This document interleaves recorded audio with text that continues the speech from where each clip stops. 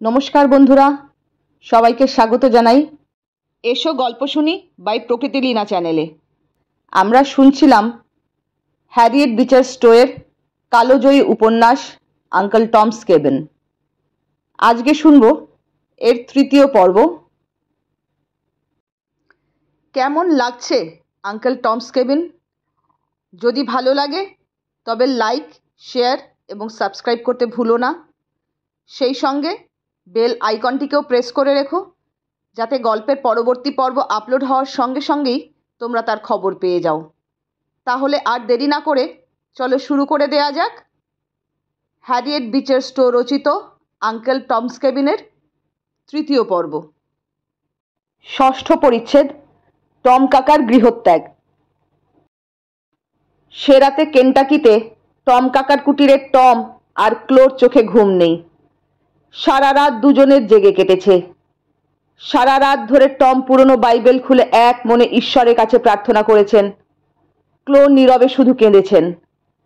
টমের অন্তরে এমন দুর্লভ ভদ্রতা এবং মনুষ্যত্ব বোধ ছিল যে তাকে ক্ষুণ্ণ করে নিজের মুক্তি নিতেও তিনি রাজি নন।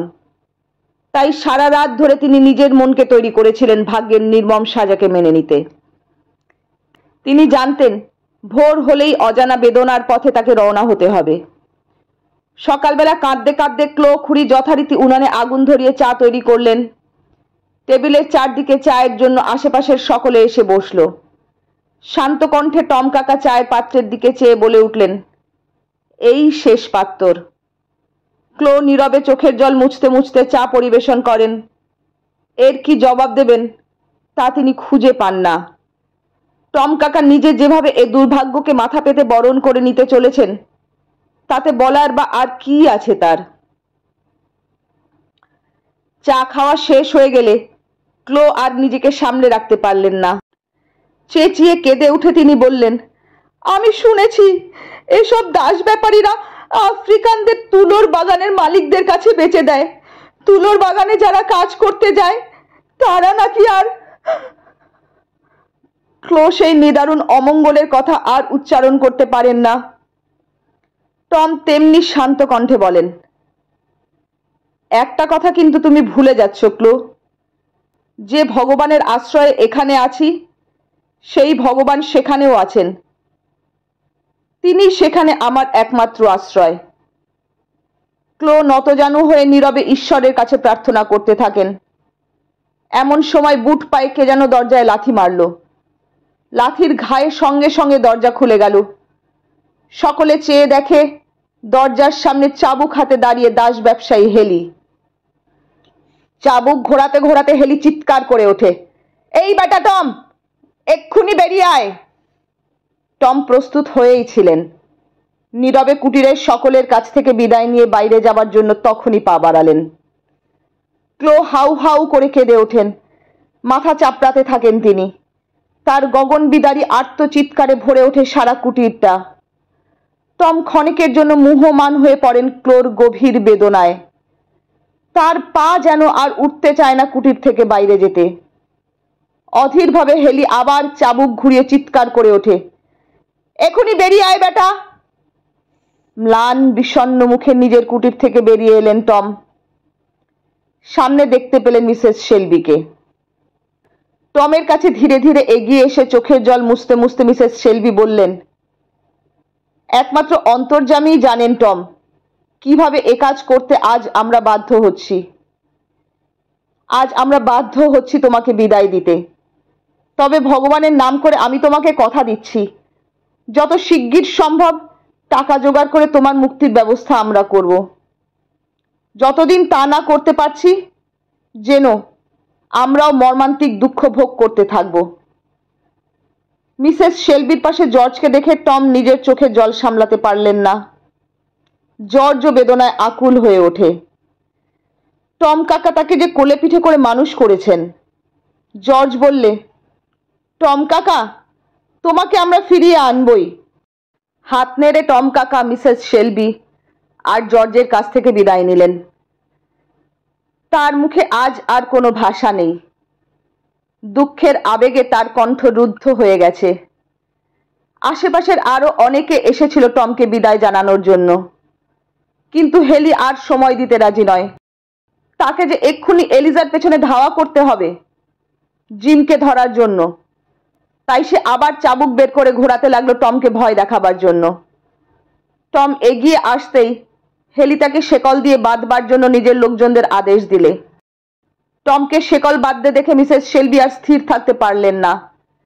তিনি হেলির কাছে ছুটে গেলেন তাকে ও কাজ থেকে বিরত করার জন্য, কিন্তু হেলি আজ নাছোড়বান্দা। মিসেস শেলবি বললেন, জীবনে টমকে কখনো শেকল পরতে হয়নি, ওকে শেকল দিয়ে বেঁধো না, ও কখনো পালিয়ে যাবে না। হেলি বললে, ও ব্যাটাদের কখনো বিশ্বাস করতে নেই। দেখলেন তো এলিজা কিরকম অবিশ্বাসের কাজ করলো। এ কথার জবাবে মিসেস শেলবি আর কি বলবেন। তিনি মাথা হেঁট করে জর্জকে নিয়ে সেখান থেকে প্রস্থান করলেন। প্রশান্ত মনে শেকল পরা অবস্থায় টম গিয়ে হেলির গাড়িতে উঠলেন।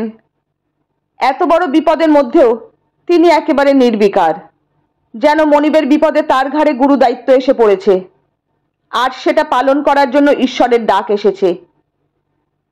তাই তিনি সেই ডাকে সমস্ত লাঞ্ছনা ও দুঃখ মাথায় তুলে নিয়ে সাড়া দিচ্ছেন। এলিজা ও জিমের খোঁজে হেলিকে তখনই রওনা হতে হবে স্যাম আর অ্যান্ডিকে নিয়ে।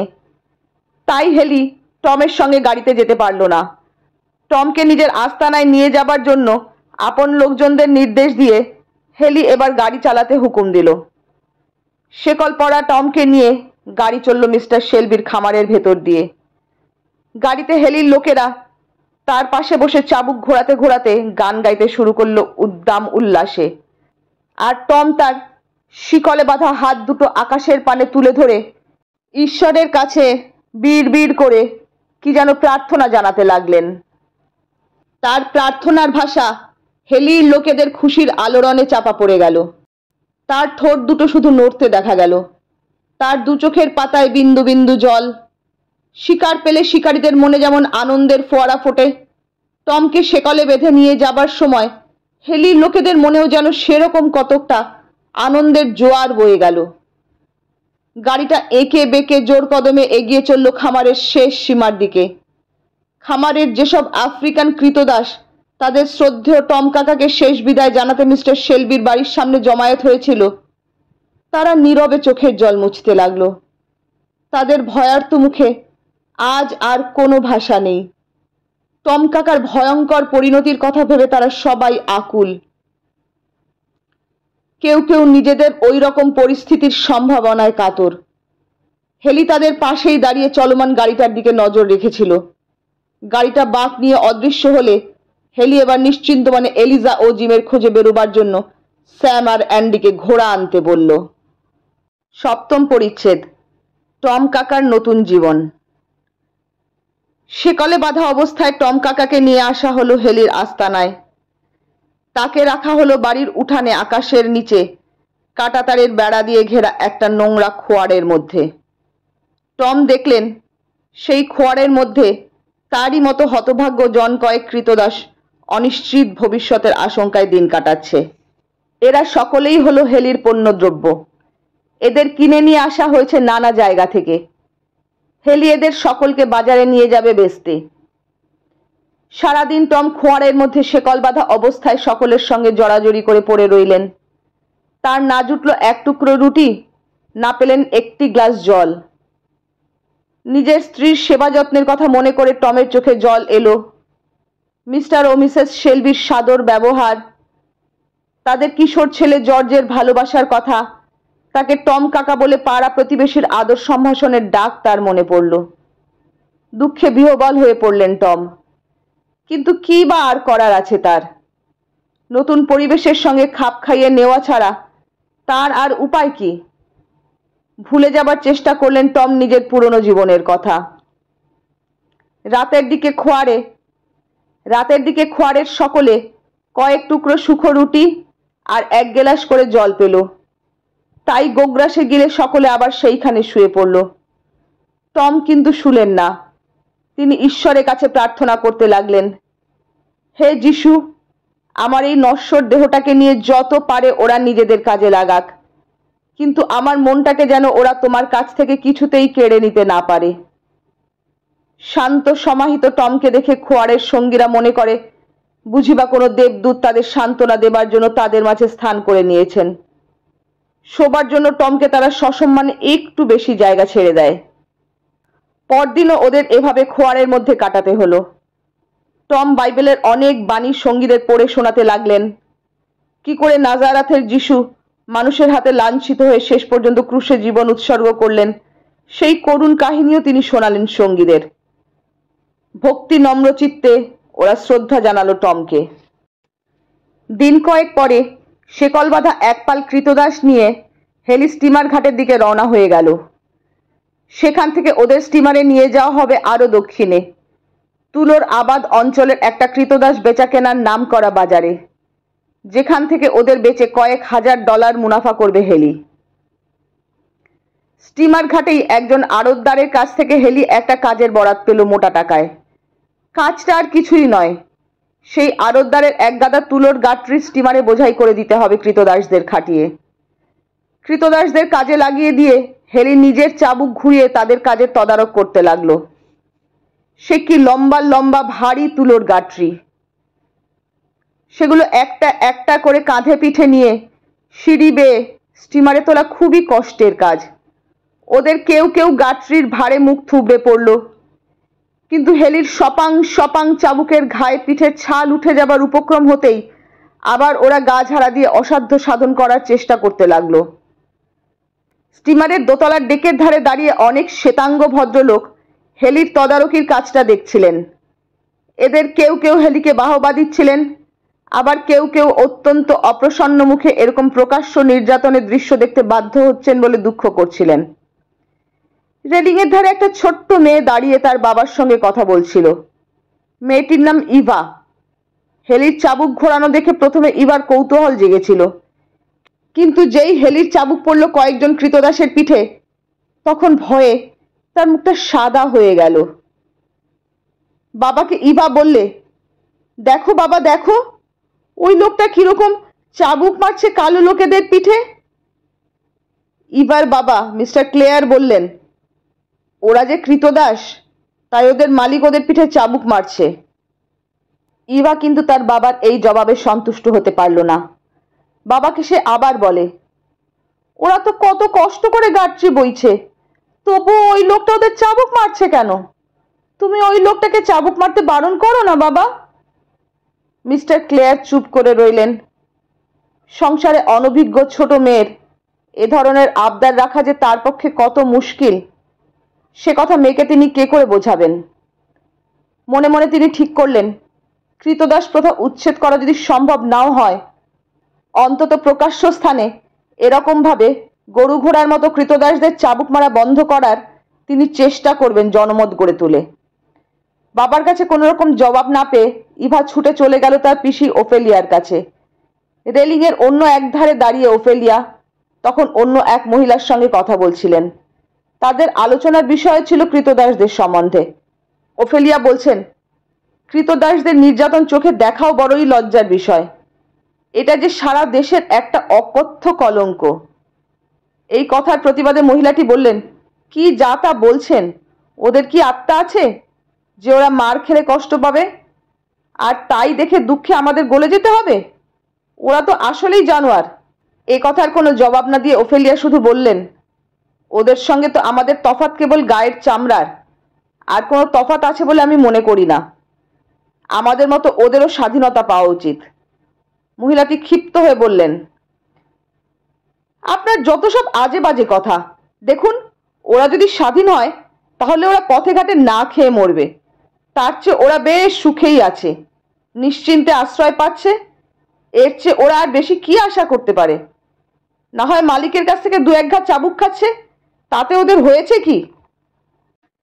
এই ধরনের কথাবার্তা শুনে ইভা সাহস পেল না ওখানে তার মনের কথা বলার। বাবার কাছে ফিরে এসে সে আবার চুপটি করে রেলিংয়ের ধারে দাঁড়িয়ে থাকে। শেষ গাট্রিটা স্টিমারে তুলে নিয়ে গেলেন টম। হেলি টমের কাজে খুবই খুশি। তার কাজের ব্যাপারে হেলিকে কিছুই বলতে হয়নি। সত্যি কথা বলতে কি, টমের কাজে উৎসাহ দেখে হেলি বিস্মিত হয়েছে। সেই একমাত্র বেশি করে গাট্রি তুলেছে স্টিমারে। হেলির মনে হলো মিস্টার শেলবি টমের সম্বন্ধে যা বলেছিলেন তা বাড়াবাড়ি কিছু নয়।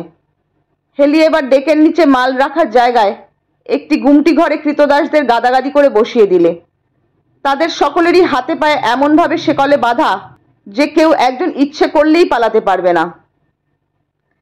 স্টিমারের যাত্রা শুরু হলো। এবার চাকা ঘুরিয়ে মিসিসিপি নদীর সাদা জল কেটে ফেনার রেখা টেনে স্টিমার চলল দক্ষিণ দিকে। জল কাটার ছলাৎ ছলাৎ শব্দ শুনে ইভা রেলিংয়ের উপর ঝুঁকে পড়ে মনোযোগ দিয়ে চাকা ঘোরানো দেখতে লাগলো। কৃতদাসদের চেঁচামেচি শুনে ছুটে গেল হেলি ডেকের নিচে গুমটিতে, যেখানে ওদের শেকলে বেঁধে ফেলে রাখা হয়েছে। হেলিকে দেখে ওরা সমস্বরে কাতর আবেদন জানালো। ওরকম জায়গায় থাকলে ওরা দম বন্ধ হয়ে মারা পড়বে, তাই ওদের ডেকের উপরে নিয়ে যেতে হবে। ওদের দাবি শুনে হেলির মাথা গরম হয়ে উঠল। সে ভেংচি কেটে বলল, অপগণ্ডের বাচ্চারা, তোদের এত বড় সাহস! তোরা ডেকের ওপর বসে সাদা মানুষদের সঙ্গে ফুর্তি করতে চাস? এই বলে হেলির সামনে যাকে পেল তাকেই চাবুক পেটা করলে। টম একপাশে বসে ঈশ্বরের কাছে প্রার্থনা করছিলেন। হেলি তাকেও চাবুক মারতে যাচ্ছিল, কিন্তু তার ঋষিতুল্য প্রার্থনারত চেহারা দেখে আর উৎসাহের সঙ্গে কাজ করার কথা মনে করে নিরস্ত হলো। টমকে চাবুক মারতে বোধহয় তার বিবেকে বাঁধল। হেলি চলে গেলে টম সঙ্গীদের সান্ত্বনা দিতে লাগলেন। বাইবেলের বাণী শোনালেন খানিকক্ষণ, তারপর ওদের নিয়ে নাচ গান করতে লাগলেন, ঠিক যেমনটি করতেন মিস্টার শেলবির আশ্রয়ে থাকার সময় ছোট ছোট ছেলেদের নিয়ে। নাচে গানে দুঃখের কিছুটা উপশম হলো সঙ্গীদের।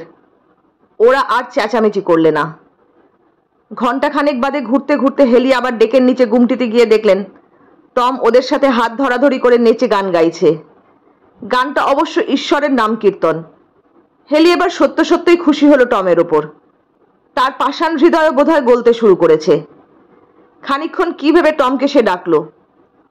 টম আসতেই সে তার শিকল খুলে দিয়ে ওপরের ডেকে নিয়ে এলো।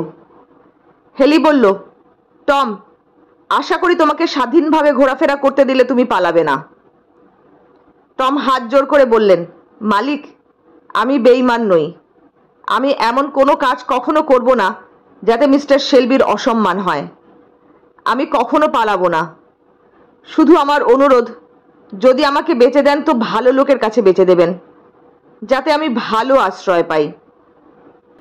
হেলি বলল, চেষ্টা করব তোমার অনুরোধটা রাখতে। টম এবার স্বাধীনভাবে ডেকের উপরে ঘোরাফেরা করার অধিকার পেলেন। কিন্তু ডেকে ঘোরাফেরা করবেন কি করে টম? ডেকের সকল যাত্রী তো সাদা চামড়ার মানুষ। সেখানে তার মতো কালো চামড়ার লোকের স্থান কোথায়? তারা তার সঙ্গে মেলামেশা করবে কেন? তারা হয়তো তাকে দেখে দূর দূর করে তাড়িয়ে দেবে। তাহলে আবার তাকে সেই ডেকের নিচের গুমটিতে ফিরে যেতে হবে। অগত্যা টম ডেকের এক কোণে একটা তুলোর গাঁটরির ওপর বসে পড়লেন। ডেকের এদিকটা ছিল অপেক্ষাকৃত ফাঁকা, তাই সেই ছোট্ট মেয়ে ইভা একটা বল নিয়ে আপন মনে এদিকে খেলছিল। স্টিমারে তার বয়সী কোনো সঙ্গী ছিল না, তাই সে একাই বল নিয়ে লোফালুফি করছিল। টমকে সে প্রথমে দেখতে পায়নি, কিন্তু খেলতে খেলতে বলটা যখন ছিটকে পড়ল এক কোণে, তখন বলের খোঁজে এগিয়ে আসতেই টমের ওপর নজর পড়ল তার। টম এতক্ষণ ইভার বল খেলা দেখছিলেন, আর বলটা ছিটকে গিয়ে কোন দিকে লুকিয়েছে তাও তিনি নজর করেছেন। ইভার সঙ্গে চোখাচোখি হতেই টম হেসে তাড়াতাড়ি গাঁটরি থেকে নেমে ডেকের কোণ থেকে বলটা খুঁজে নিয়ে ইভার হাতে দিলেন। একটা কালো কুচকুচে লোককে এভাবে এক কোণে বসে থাকতে দেখে ইভা প্রথমে বিস্মিত হয়েছিল, কিন্তু টমের কাছ থেকে সাহায্য পাওয়ায় বিস্ময়ের ঘোর কেটে গেল। তাকে সে বললে, তোমার নাম কি? টম বললেন, সকলে আমাকে টম কাকা বলে। ইভা বলল, তাহলে আমিও তোমাকে টম কাকা বলে ডাকবো। এই বলে ইভা টমের হাতে এক টুকরো মিছরি গুঁজে দেয়, নিজেও এক টুকরো মিছরি খেতে থাকে। তারপর হাত ধরে টমকে ডেকের মাঝে নিয়ে এসে তার সঙ্গে বল খেলতে লাগলো। আর কথাবার্তার মাঝে টমের পুরনো ইতিহাস জেনে নিল। কথাবার্তার মাঝে সে একবার বলল, আমার বাবাকে বলবো তোমাকে কিনে নিতে, তাহলে তো তুমি আমাদের কাছে সব সময় থাকবে আর আমার সঙ্গে খেলা করবে। টম ইভার কথা শুনে হাসেন। এ কথা কি জবাব দেবেন তা ভেবে পান না। ম্লান মুখে শুধু বলেন, ঈশ্বরের যা ইচ্ছে তাই তো হবে। ইভা বলে, আমাদের বাড়িতে গেলে বেশ আরামে থাকবে টম কাকা, টপসিকেও তোমার খুব ভালো লাগবে। টম কাকা জিজ্ঞেস করেন, টপসিকে? ইভা জবাব দেয়, টপসিও আমার মতন একটা ছোট্ট মেয়ে। সে কি বলে জানো টম কাকা? সে বলে যে সে কখনো জন্মায়নি। বিস্ময়ের সঙ্গে টম জিজ্ঞেস করেন, সে আবার কি? একগাল হেসে ইভা বলে, সে বাদ্রিটা বলে সে নাকি আপনা আপনি গজিয়ে উঠে বড় হয়েছে, তার সঙ্গে কথা কইলে তুমি হেসে কুটোকুটি হবে টম কাকা। টম বলেন, তাহলে তো বেশ ভালোই হবে, হেসে খেলে তোমাদের ওখানে দিন কাটানো যাবে। কথাটা বলে ফেলেই টমের মুখ বিষণ্ণ হয়ে উঠল। তার তো নিজের খুশি মতো কোথাও যাবার, চাকরি নেবার স্বাধীনতা নেই। তিনি হচ্ছেন অপরের মালপত্র। তার মালিক হেলি খুশি মতো তাকে যার তার কাছে বেচে দেবে, তার কাছেই তাকে যেতে হবে বিনা ওজোর আপত্তিতে। টম ইভার সাথে আর বেশি কথা বলতে চান না, পাছে মায়ার বাঁধন আরো নিবিড় হয়। এমন সময় স্টিমারের গতি বেশ থেমে গেল। মনে হলো কাছাকাছি কোথাও স্টিমারখানা থামবে। হেলির হাঁক ডাকও শুনতে পেলেন টম। ডেকের নিচের গুমটি থেকে কৃতদাসদের নিয়ে ডেকের ওপরে জড়ো করা হয়েছে। এখন টমকে খুঁজছে হেলি। তাই টম তাড়াতাড়ি ইভার কাছ থেকে বিদায় নিয়ে হেলির পাশে গিয়ে দাঁড়ালেন। স্টিমারটা তীরের কাছে একটা জেটির মতন জায়গায় থামল। জেটির এক ধারে পড়ে রয়েছে এক রাশ ভারী ভারী কাঠের গুঁড়ি। সেগুলো তুলতে হবে স্টিমারে, তাই হেলির সাহায্য নিয়েছে স্টিমারের ক্যাপ্টেন। কৃতদাসদের শিকল বাঁধা অবস্থায় জেটিতে নামিয়ে দেওয়া হলো কাঠগুলো স্টিমারে তোলবার জন্য। হেলিও সেখানে নামলো চাবুক ঘোরাতে ঘোরাতে।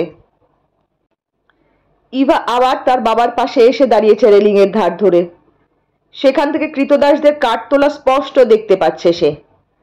টমকে দেখিয়ে সে তার বাবাকে বলল, ওই দেখো বাবা, টম কাকা। মিস্টার ক্লেয়ার হাসতে হাসতে জিজ্ঞেস করেন, ওর সাথে তোর আলাপ হয়ে গেছে বুঝি? ইভা বলল, হ্যাঁ বাবা, টম কাকা খুব ভালো লোক। আমাদের বাড়িতে ওকে নিয়ে গেলে বেশ মজা হয়। আমি আর টপসি ওর সঙ্গে খেলবো।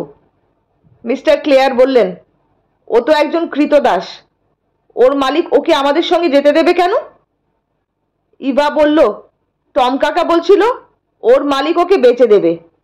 তুমি ওকে কিনে নাও না কেন বাবা? মিস্টার ক্লেয়ার বললেন, তা হয় না রে ইভা। এবার কারবারে এত টাকা ঢালতে হবে যে হাতে নগদ টাকা থাকবে না বললেই হয়। এখন কি করে তোর টম কাকাকে কিনবো? বাড়তি টাকা খরচ করার কোনো উপায় নেই এবছর। ইভা মুখ চুন করে সরে গিয়ে রেলিং এর এক ধারে দাঁড়িয়ে রইল। সে তার বাবাকে ভালো মতো জানে। তার বাবা যে আবদারটা রাখবে না তা বাবার চোখ মুখ দেখেই সে বুঝেছে। কাঠ তোলা শেষ হয়ে গেছে। স্টিমার আবার চলতে শুরু করলো। তীর ছেড়ে নদীর মাঝ বরাবর এসে স্টিমারটা হঠাৎ একটা বাঁক নিল। মনে হলো সারা স্টিমারটা প্রচন্ড ঝাঁকুনি খেয়ে যেন গা ঝাড়া দিয়ে উঠল। ইভা এতক্ষণ রেলিং এর উপর ঝুঁকে নিচে স্টিমারের চাকা ঘোরা দেখছিল। চাকাগুলো কি সুন্দরভাবে জল কেটে প্রচন্ড ঢেউ তুলে সাদা ফেনা ওগড়াচ্ছে। তন্ময় হয়ে ঢেউয়ের রেখা নজর করতে করতে ইভা একটু বেসামাল হয়ে পড়ল। এমন সময় হলো স্টিমারের সেই প্রচন্ড ঝাঁকুনি। ইভা টাল সামলাতে না পেরে রেলিং টপকে নদীর মাঝে ঝুপ করে পড়ে গেল। পড়ার সময় তার কাতর আর্তনাদ শুনতে পেল ডেকের সবাই। রেলিং এর ধারে ঝুঁকে পড়ে সবাই দেখলো ইভার ছোট্ট দেহটা প্রচন্ড ঢেউয়ে মিলিয়ে যাচ্ছে নদীর অতলে। মিস্টার ক্লেয়ার মেয়েকে নদীতে পড়তে দেখে পাগলের মতো রেলিং ডিঙিয়ে ঝাঁপ দিতে গেলেন, কিন্তু সবাই তাকে সজোরে আটকে রাখলো। স্টিমারের চাকার সজোর ঘূর্ণনে নদীতে যেভাবে প্রচন্ড ঢেউ হচ্ছে, সেখানে ঝাঁপিয়ে পড়ে কাউকে উদ্ধার করার চেষ্টা করা নিছক বাতুলতা। তাছাড়া ইভার ছোট্ট দেহটা জলের সঙ্গে একেবারে মিশে গেছে, সেটা আর নজরে পড়ছে না। চট করে হঠাৎ ঝপাং করে জলের মাঝে আর একটা শব্দ হলো। কে যেন স্টিমার থেকে লাফিয়ে পড়েছে। তার মুখটাও কেউ ভালো করে দেখতে পেল না। লোকটা জলে পড়ে প্রচন্ড হাবুডুবু খেয়ে হাতড়ে হাতড়ে কি যেন খুঁজছে। স্টিমার মাঝ নদীতে থেমে গেছে। ক্যাপ্টেন ও অন্যান্য নাবিকেরা এসে খোঁজ খবর করছে। জলের ওপরে লোকটাকে মরণপণ সংগ্রাম করতে দেখা যাচ্ছে। কালো কুচকুচে তার দেহ। মিস্টার ক্লেয়ারের মুখ দিয়ে অস্ফুট স্বরে বেরিয়ে পড়ল, টম কাকা। হ্যাঁ, টম কাকাই আর স্থির থাকতে না পেরে জলে ঝাঁপিয়ে পড়েছেন ইভাকে বাঁচানোর জন্য। অনেকক্ষণ হাতড়ে হাতড়ে খোঁজার পর টমের পরিশ্রম সার্থক হলো। তিনি এবার ইভার চুল ধরতে পেরেছেন। চুল ধরে টানতে টানতে ইভার সংজ্ঞাহীন দেহ স্টিমারের কাছে নিয়ে এলেন টম। স্টিমারের ক্যাপ্টেন একটা মোটা কাঠি ঝুলিয়ে দিলেন জলের ওপর। অনেক কসরত করে টম কাঠিটাকে ধরে ফেললেন এক হাতে, আর অন্য হাতে ধরে রয়েছেন ইভার চুল। এবার আরো কাঠি নামিয়ে দেয়া হলো। নাবিকদের কেউ কেউ কাঠি দিয়ে নেমে টমকে সাহায্য করতে এগিয়ে গেল। কিছুক্ষণ বাদে সংজ্ঞাহীন ইভার দেহ ডেকের উপরে নিয়ে এলেন টম। ডাক্তারের সেবা শুশ্রূষায় ইভার জ্ঞান আসতে দেরি হলো না। যে মহিলাটি কিছুক্ষণ আগেও ওফেলিয়ার কাছে বলছিলেন কৃতদাসদের আত্মা নেই বলে ওদের দয়া মায়া নেই, ভালোবাসা নেই, ওরা তো আসলে জানোয়ার, তিনি এখন যেন ওফেলিয়ার কাছে ওসব বলার জন্য লজ্জিত। ওফেলিয়ার দিকে আর তাকাতে পারেন না তিনি। বিছানায় শুয়ে ইভা মাঝে মাঝে টমের দিকে তাকিয়ে কি যেন বলার চেষ্টা করলো, কিন্তু টম তাকে কথা বলতে নিষেধ করে ঘুম পাড়াবার চেষ্টা করলেন। ইভাও ধীরে ধীরে ঘুমিয়ে পড়ল। এবার মিস্টার ক্লেয়ার টমকে কিনে নেবার বিষয়ে মন স্থির করে ফেললেন। তিনি টমকে একান্তে ডেকে বললেন, টম, আমাদের নিউ অরলিয়েন্সের বাড়িতে যেতে তোমার নিশ্চয়ই আপত্তি নেই। তুমি সেখানে গেলে ইভা নিশ্চয়ই খুব খুশি হবে। টম বললেন, আমি অরাজি নই, কিন্তু আমাকে তো কিনতে হবে আপনাকে। মিস্টার ক্লেয়ার বললেন, তুমি আমার ইভাকে বাঁচিয়েছ, তোমাকে আমি যে কোনো মূল্যে কিনব। আমি এখনই তোমার মালিকের সঙ্গে কথা বলছি। কিছুক্ষণের মধ্যেই হেলির সঙ্গে দরদস্তুর করে ইভার বাবা টমকে কিনে নিলেন $1400। টাকার লেনদেন আর কাগজের সই সাবুদ স্টিমারে বসেই হলো দুজনের মাঝে। এভাবে টম একজন মালিকের কাছ থেকে পেলেন নতুন আশ্রয়, যিনি মেয়ের প্রাণ বাঁচানোর জন্য টমের উপর একান্ত কৃতজ্ঞ, আর যিনি নিজেও কৃতদাস প্রথার বিরোধী। আনন্দে আত্মহারা হয়ে উঠলেন টম। কিন্তু অলক্ষ্যে টমের ভাগ্য বিধাতা বোধহয় একটু হেসেছিলেন। অষ্টম পরিচ্ছেদ, পলাতকের জীবন। কেন্টাকি অঞ্চলের একটা ছোট্ট শহরের এক সম্ভ্রান্ত হোটেলে হইচই পড়ে গেছে। হোটেলের দরজার সামনে একজন দাস ব্যবসায়ী বড় বড় অক্ষরে একটা হুলিয়া টাঙিয়ে দিয়েছে। হোটেলের শ্বেতাঙ্গ খদ্দেররা কৌতূহলী হয়ে তাই নিয়ে আলোচনা করছে। এ হোটেলে আফ্রিকানদের প্রবেশ নিষেধ, তাই একমাত্র শ্বেতাঙ্গরাই এখানে যেতে আসতে পারে। হুলিয়াতে লেখা রয়েছে, নিম্নলিখিত ব্যক্তির আইনসঙ্গত অধিকার থেকে একজন মুলাটো কৃতদাস পালিয়েছে। তার নাম জর্জ হ্যারিস। মুলাটো বলে তার গায়ের রং ঠিক আফ্রিকানদের মতো কালো নয়, কিন্তু তার মাথার চুল আফ্রিকানদের মতন ছোট ছোট কোঁকড়ানো। জর্জের দৈর্ঘ্য 6 ফুট, কথাবার্তায় খুব চটপটে, দরকার হলে শ্বেতাঙ্গদের মতো শুদ্ধ ভাষা বলতে পারে, লেখাপড়াও জানে। তার পিঠে, বুকে ও হাতের কবজিতে চাবুকের লম্বা লম্বা কালশিটের দাগ আছে। তার ডান হাতের চামড়ার ওপরে আমার নামের প্রথম অক্ষর কৃতদাসত্বের চিহ্ন হিসেবে মুদ্রিত আছে। যদি কেউ তাকে জ্যান্ত ধরিয়ে দিতে পারেন, তাহলে আমি তাকে $400 পুরস্কার দেব। আর কেউ যদি প্রমাণ করতে পারেন যে তাকে গুলি করে মেরে ফেলেছেন, তাহলে তার ওপর আরো $400 দেব। বিকেল শেষ হয়ে এসেছে, সন্ধ্যা নামে নামে, বাইরে ঝুপঝুপ করে বৃষ্টি পড়ছে। হোটেলের মধ্যে শ্বেতাঙ্গ আড্ডাধারীরা বিয়ারের বোতল নিয়ে জমিয়ে বসেছে। বিয়ারের গ্লাস থেকে মুখ সরিয়ে একজন বললে, উফ, এসব পাজি আফ্রিকানগুলোর জন্য। আর একজন ফোড়ন কাটলো, ব্যাটাদের উঠতে বসতে জুতো মারা দরকার, নেমো খারাম, শয়তান। ব্যাটাদের জানও বলিহারি যায়, যতই চাবুক মারো, যতই লোহাওয়ালা বুটের লাথি মারো না কেন, ব্যাটারদের যেন কিছুতেই হুঁশ হয় না। দরজার কাছ বরাবর চুপচাপ বসে এক বৃদ্ধ এসব কথা শুনছিলেন। তার নাম মিস্টার উইলসন। তিনি একজন ধনী ব্যবসায়ী। কাজের জন্য তিনি এই হোটেলে উঠেছেন। সন্ধ্যার অন্ধকার ঘন হয়ে এসেছে তখন। এমন সময় একটা ভাড়াটে গাড়ি এসে হোটেলের দরজায় থামল। দীর্ঘ বলিষ্ঠ দেহ এক সুসজ্জিত শ্বেতাঙ্গ গাড়ি থেকে নেমে গম্ভীরভাবে গাড়োয়ানকে ভাড়া চুকিয়ে দিয়ে হোটেলে ঢুকল। মিস্টার উইলসনের সামনে দিয়েই ম্যানেজারের ঘরে গেল সে। সেই নবাগত লোকটির মুখ দেখে মিস্টার উইলসনের মনে হলো তাকে যেন কোথাও দেখেছেন, কিন্তু কিছুতেই মনে করতে পারলেন না কে ওই লোকটি, কোথায় ওকে দেখেছেন। সারাক্ষণ মনের মধ্যে এই প্রশ্ন তাকে উত্তক্ত করে তুলতে থাকে। অবশেষে রাতে মিস্টার উইলসন নিজে উপযাচক হয়ে হোটেলের কর্মচারী পাঠিয়ে সেই নবাগতর সঙ্গে আলাপ করতে চাইলেন এবং নিজের ঘরে আমন্ত্রণ জানিয়ে পাঠালেন। রাত একটু গভীর হলে নবাগত এসে সোজা মিস্টার উইলসনের ঘরে প্রবেশ করল এবং ঘরে প্রবেশ করেই দরজায় খিল বন্ধ করে দিল। মিস্টার উইলসন ভয়ে চেয়ার থেকে উঠে দাঁড়িয়ে বলে উঠলেন, কি ব্যাপার? হাতের ইশারায় নবাগত বললেন, চুপ করুন।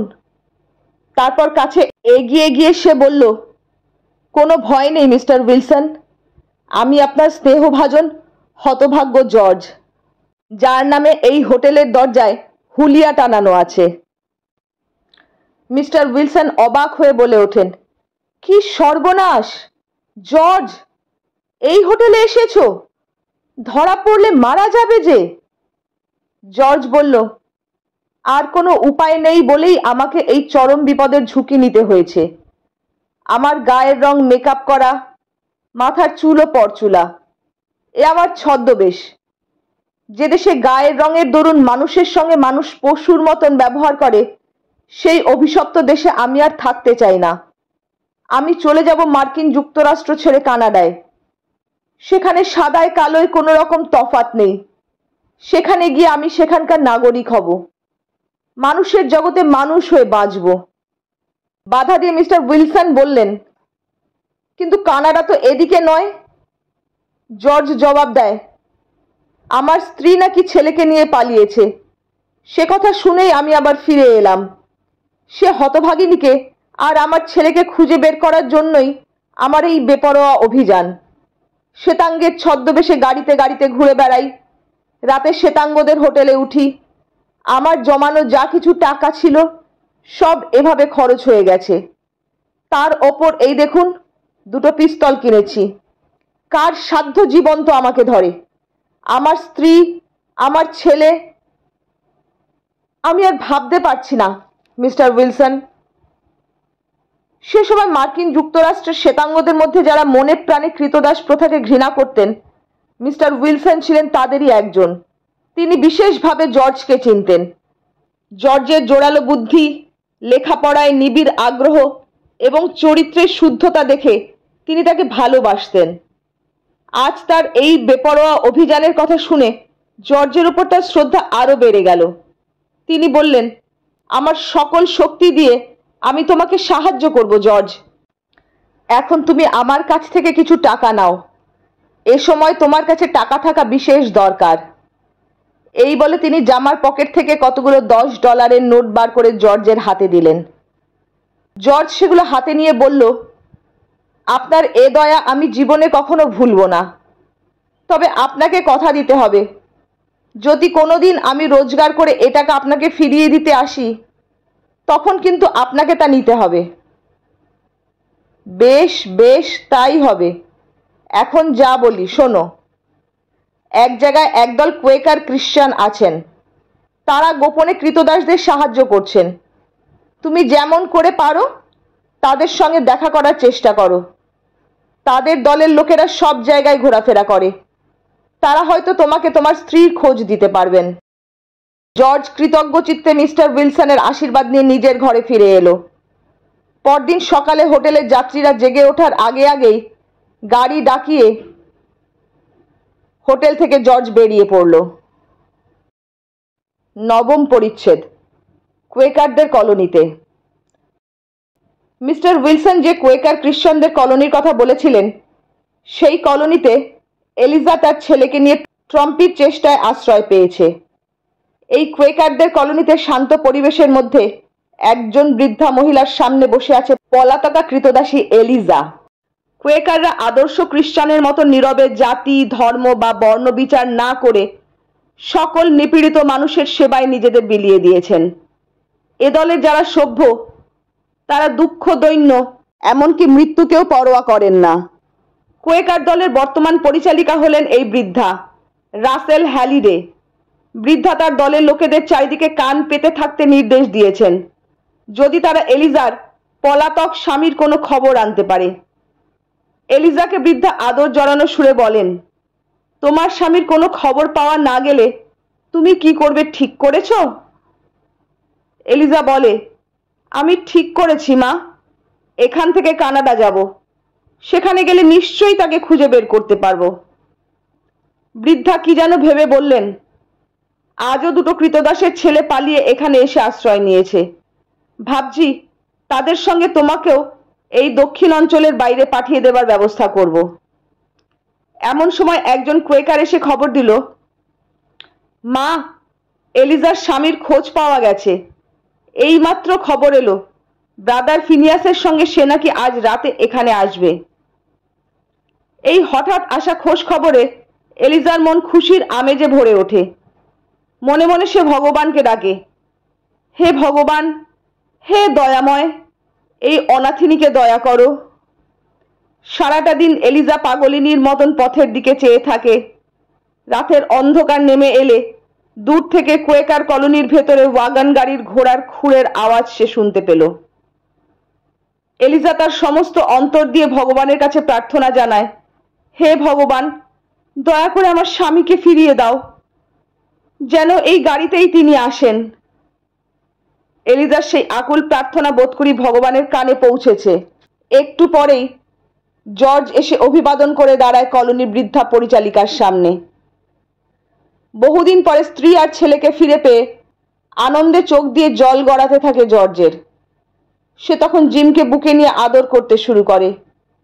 সেই সুমধুর দৃশ্য দেখে কোয়েকার দলের পান্ডা ব্রাদার ফিনিয়াস বলে ওঠেন, জয় যিশু, তোমার নাম ধন্য হোক প্রভু। আজকের মতন শেষ হলো তৃতীয় পর্ব তথা নবম পরিচ্ছেদ। কেমন লাগলো জানাতে ভুলবেন না। ভালো লাগলে লাইক, শেয়ার এবং সাবস্ক্রাইব করবেন এবং বেল আইকনটিতে একটু হাত ছুঁয়ে দেবেন, তাহলেই আপনার ভালোবাসা পেয়ে যাব আমরা। তাহলে আর বিশেষ কিছু না বলে আজকের মতন শেষ করছি। টাটা।